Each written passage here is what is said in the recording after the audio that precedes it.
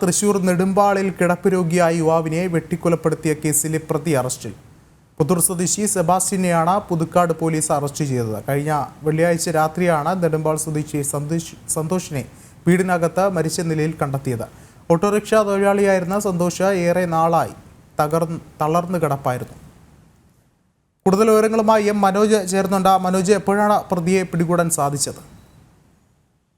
വിഷ്ണു, ഈ കഴിഞ്ഞ വെള്ളിയാഴ്ച രാത്രിയിലാണ് ഈ സന്തോഷിനെ വീടിനകത്ത് മരിച്ച നിലയിൽ കണ്ടെത്തുന്നത്. ഓട്ടോറിക്ഷ തൊഴിലാളിയായിരുന്നു സന്തോഷ്. ഏറെ നാളായി തളർന്ന് കിടപ്പിലായിരുന്നു.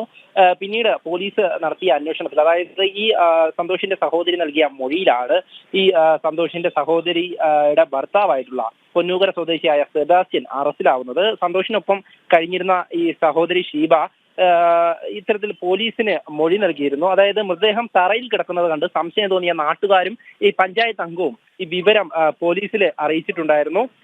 പിന്നീട് അറിയിക്കാൻ ഒരുങ്ങിയപ്പോൾ തന്നെ ഷീബയും ഭർത്താവും ചേർന്ന് അത് വിലക്കാൻ ശ്രമിച്ചിരുന്നു. എന്നാൽ പിന്നീട് പോലീസ് വന്നതോടുകൂടി സെബാസ്റ്റ്യൻ വീട്ടിൽ സൂക്ഷിച്ചിരുന്ന ചിതലിന് തളിക്കുന്ന ഒരു മരുന്ന് എടുത്ത് കുടിക്കുകയായിരുന്നു. പിന്നീട് ആശുപത്രിയിൽ ചികിത്സയിലായിരുന്ന സെബാസ്റ്റ്യനെ കാവൽ ഏർപ്പെടുത്തിയ പോലീസ് പിന്നീട് വീണ്ടും ചോദ്യം ചെയ്തപ്പോഴാണ് കൂടെ ഉണ്ടായിരുന്ന ഷീബ ഈ കൊലപാതക വിവരം പുറത്തു പറയുന്നത്. എന്തായാലും കിടപ്പ് രോഗിയായ സന്തോഷിനെ സെബാസ്റ്റ്യൻ ചങ്ങല കൊണ്ട് കഴുത്തു മുറുക്കി കൊന്നുവെന്നാണ് മൊഴി രേഖപ്പെടുത്തിയിട്ടുള്ളത്. സന്തോഷിന്റെ വീട്ടിലാണ് ഈ സഹോദരിയും ഭർത്താവും കഴിഞ്ഞിരുന്നത് ഏറെക്കാലമായി തന്നെ.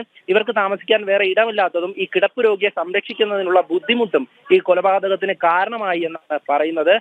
മുളങ്കുന്നത്തുകാവ് മെഡിക്കൽ കോളേജ് ആശുപത്രിയിൽ ചികിത്സയിൽ കഴിഞ്ഞിരുന്ന സെബാസ്റ്റ്യനെ സ്റ്റേഷനിൽ എത്തിച്ചാണ് അറസ്റ്റ് രേഖപ്പെടുത്തിയിട്ടുള്ളത്. പ്രതിയെ നെടുമ്പാളിലെ വീട്ടിലെത്തിച്ച് പോലീസ് തെളിവെടുപ്പ് നടത്തിയിട്ടുണ്ട്. ക്രിമിനൽ പശ്ചാത്തലമുള്ള സെബാസ്റ്റ്യന് നേരത്തെയും ഈ വിവിധ സ്റ്റേഷനുകളിലായി കേസുകളുള്ളതായും പോലീസ് അറിയിച്ചിട്ടുണ്ട്. വിഷ്ണു, വ്യക്തമാണ്. മനോജാണ് വിശദമായ റിപ്പോർട്ടുകൾ പങ്കുവച്ചത്.